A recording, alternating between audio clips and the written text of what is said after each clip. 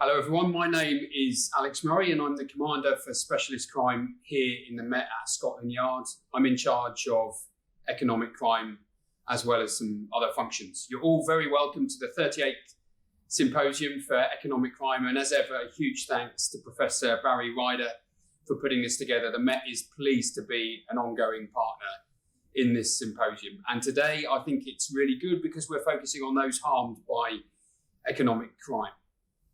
So let's talk about some experiences we've had in the Met recently. Not long ago, car pulled over, drugs inside, knife down someone's trousers, go back to their home address, fine 230 grand.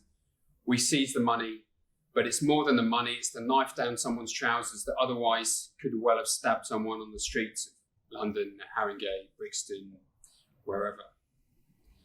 Or we think about the banking fraud protocol we've recently introduced, training bank staff to deal with suspicious, normally elderly victims who are coming in. And this happens on a really frequent basis where elderly folk are brought, often by tradesmen who are operating nefariously. They ask for large sums of money. And now the bank traders know to phone us straight away. And we've arrested many people. Recently, a 67-year-old guy came in asking for 13 grand. They called the police, we arrested the tradesman there, and he'd been ripped off of 38 grand. Or we can go up a scale, and you may have seen in the media recently, Operation Venetic. That's when Encro chat phones, encrypted phones in Europe, were breached by law enforcement, and we had over 1,000 of those phones operating here in London. We're looking at how people communicated on those phones. We were able to arrest over 100 people. We recovered £13 million worth of cash, 13 firearms, Uzi submachine guns, and over 600 kilos of Class A drugs. And here you can see that there's this sort of triangle between economic crime, money, drugs, and violence. And as you know, in London at the moment for the Met Police, our focus is on getting violence down, which is a bit of a challenge to all of us here, because when we think about who's watching this, I can imagine there's accountants, I can imagine there's forensic investigators, there's line managers, there's fraud investigators, there's criminologists and academics and NGOs who work in the financial crime sector. But there's no one here who deals with violence. There's no one here who operates in other fields. And, you know, Cambridge is the home of evidence-based policing. Professor Larry Sherman here is the person who pioneered that. And what we need to understand as people involved in economic crime is what is that causal relationship between money, drugs, and violence? Because we sort of know it's there, but we find it hard to evidence. And my challenge to all of us is, how do we evidence this more effectively? Because if we can evidence it more effectively, then we can persuade people that dealing with economic crime should be a number one importance and priority for us as an organisation. If we take away the money, do we influence the drug market or do we influence the violence market? We need to empirically answer that question. And that's why we need people from all different fields to come to a conference like this to understand what economic crime is about. When you talk about deterrence theory, we know that there's three aspects of deterrence that deter someone from being a criminal. One is certainty. What's the chance of me being caught?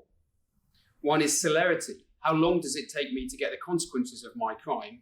And one is severity. How big is my punishment? Now, the evidence shows really clearly that the importance of the punishment is quite immaterial. Sentence length doesn't have a big influence on whether someone commits a crime or not, but certainty does. What's the chance of me getting caught? Now, for economic crime, what's the certainty of me getting caught with economic crime? We need to change that certainty by pursuing offenders and by designing it out. That's what situational crime prevention is. To what extent can you strengthen the regulation on money service bureaus to prevent money laundering? You know, the whole reason why vehicle crime went down in the 1990s from historic highs was because it was designed out, not because we caught the offenders more. And we need to think around, well, how do we catch more economic crime offenders? And how do we design out economic crime? But to do that, we need money. And to get money, we need to demonstrate that causal link between economic crime, violence, and drugs. We sort of know it, but we can't evidence it. And we're moving into a period of spending review with the government. And the Treasury here in the UK operates on evidence-based empirical principles. They want to know, what resources do we give to an institution? For those resources, what inputs do I get? For those inputs, what outputs do we achieve? And for those outputs, what outcomes do we achieve? If we can demonstrate that fighting economic crime has a significant influence on violence like we think it does, then we can persuade people like the Treasury to invest in the fight against economic crime. And all the harm we've spoken about from the victims that I started with, we can begin to reduce. So our challenge is, I think, to be evidence-based, to be empirical, to understand that by taking money and by preventing fraud, we can impact on a whole series of harms. And my challenge to everyone here is, let's get other people involved in economic crime and not just keep it within our sphere. I hope you have a great conference today and over the coming days. Again, thank you very much, Professor Barry Ryder, for operating this system for 38 years. It's a brilliant institution.